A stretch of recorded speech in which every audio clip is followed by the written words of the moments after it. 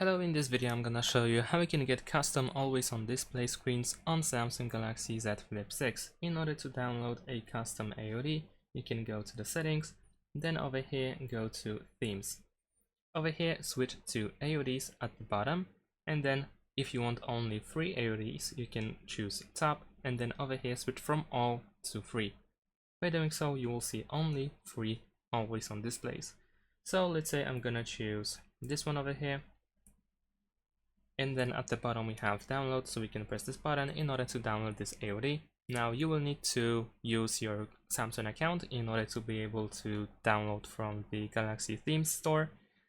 And it is pretty simple, you can just follow whatever is being displayed on the screen in order to create an account or log into the Samsung account. And once you have it, you can press apply in order to use this AOD style. And once you select to apply, you have the option to choose clock and image or just image. I'm gonna choose both, and there we go, always on display applied. So let's see how it looks like.